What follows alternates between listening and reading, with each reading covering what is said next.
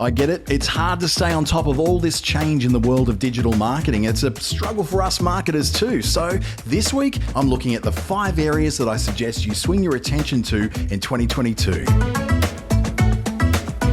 This is Clickstarter, the Australian Digital Marketing Podcast. I'm Dante St. James, and this is the final part of my 5-part series about the things you should be paying attention to in your digital marketing this year. Today, it's all about influence marketing and how even a small business like yours can take advantage of it. Before I get too far in though, stop thinking of influence marketing as being about naked people under Bali waterfalls spruiking slimming tea.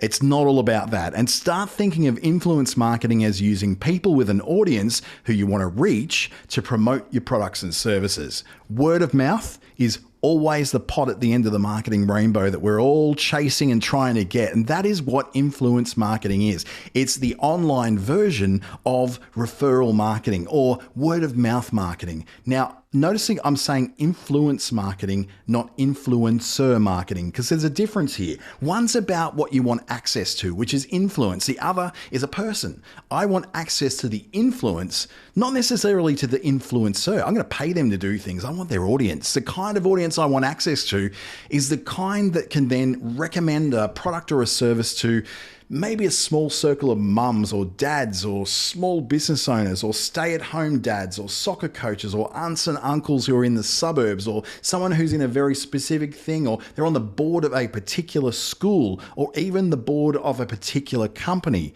And you approach these micro influencers in the same way you'd approach anybody who you want to use for advertising. You want a radio ad, you go to a radio station. You want an influencer, you go to their Instagram account and you send them a direct message. Drop them a message. That's literally it. Chat with them about what you have in mind, share your product or service with them, and let them in on how you'd like to partner with them to introduce what you do to their audience. Now, it doesn't have to be full of sucking up or praising them. These are micro influencers. They're not high maintenance like Kylie Jenner or some reality TV show reject from Married at First Sight.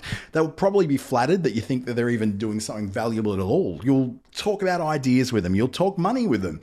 It's not a hard thing to do. The most difficult thing for a small business person to do and understand when it comes to influence marketing is that working with influencers isn't booking an ad. You're not just buying a spot. You're buying an audience that is very niche and who this influencer is very, very protective of because they've cultivated this list of people over potentially years. People will know when they're being fake and trying to push a product on them that they don't believe in. And that's another key to influencer marketing is that influencers will not and should not ever promote things that they don't believe in or haven't used themselves. They know how to speak to their following and they know their following trusts them. They know what their audience loves and their audience loves them because they don't sell out. They are the person who is going to put this package together for you so it resonates well with their followers. Your only job is to make it clear to the influencer what the product is, how it's used, and who the kind of person is that would get the best value out of using it. You're not writing an ad. You're not writing a script. You need to step back and let them do what they do. But know that influence marketing is like any kind of marketing. It may or may not give you the outcome you wanted. But the important thing here is that perhaps several hundred people have now heard of you who probably wouldn't have. And that creates several hundred internal conversations in several hundred heads about what they think of your product and whether it's for them. Even if it's not for them right now, it could be for them in the future. The best part of this is that micro influencers are cheap to access. They're very accessible and they're thrilled that you often want to work with them. They'll come to you and say, really, you want to work with me? Do you really think so? I've only got a couple of hundred followers. So I'm going to be doubling down on accessing them this year for myself. And I think you should strongly consider it too.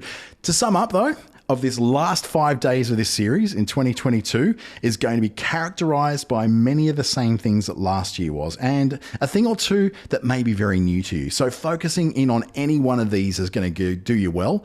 Focus on a few and you could be onto a winning year. So understand that number 1, you need to create content. Number 2, you need to start making use of AI tools. Number 3, you need to start looking at video. You can't ignore it anymore. Number 4, you need to focus in on the conversations that are happening around your business. Number 5, start looking beyond Facebook and Google ads and look at influential people around you. You can learn more about digital marketing the Australian way in the news section at clickstarter.com.au. And while you're there, throw up a nice review for me on Apple or Spotify podcasts. It doesn't just help me to rise up the charts and let people know about me, but it helps me to let more businesses understand what it takes to get known, get found, and stay known.